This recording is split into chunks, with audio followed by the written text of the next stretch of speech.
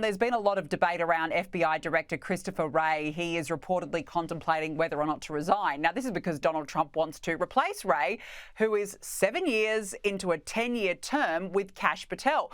Batya, Kash Patel is a great pick, in my view, but how do you see this now playing out? Honestly, Donald Trump has every right to appoint the cabinet that he wants to appoint. The idea that he should be tethered to appointees who actively undermined him, not just while he was in office, but every minute since, I think is ludicrous. It's a standard that the Democrats would never in a million years accept for themselves. And yet when Donald Trump does the most normal, obvious thing, they have to make a big stink about it and act like it is him that is breaking the norms. And this is the important thing to keep in mind. When it comes to the Democrats, every accusation is a confession. When they say that it is the right that's breaking norms, it's because they're doing it. When they say that the right is weaponizing the justice system, it's because they have spent the last 4 years doing that. When they say that the right is peddling misinformation, that is their bread and butter. Every accusation from these people is a confession. Absolutely, and they're always caught out in the end. So, yeah, it's just crazy. Now, look, let's talk about Joe Biden pardoning his crackhead son, Hunter. And now a report by Politico alleges that Biden's senior aides are contemplating issuing preemptive pardons to a number of officials that they think might be in the line of fire during Trump's next term. Batya, who do you think Biden may possibly help next, and what does this all mean? So the names that were floated in the Politico expose were Liz Cheney, Dr. Anthony Fauci, and Adam Schiff.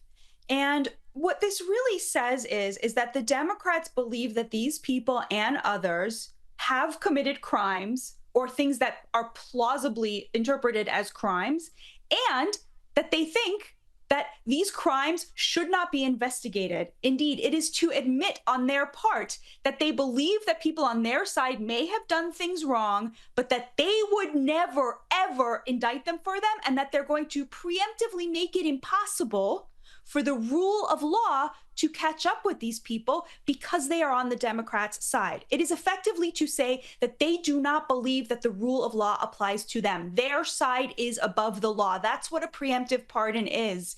And if Joe Biden goes through with this, it will just be so devastating, but also so revealing. I mean, all of their claims to having the moral high ground will finally and forever be put to bed. So I really hope that he does not go through with this, because for them to truly come out and admit they don't believe in the rule of law anymore, I mean, at that point, all bets will really be off.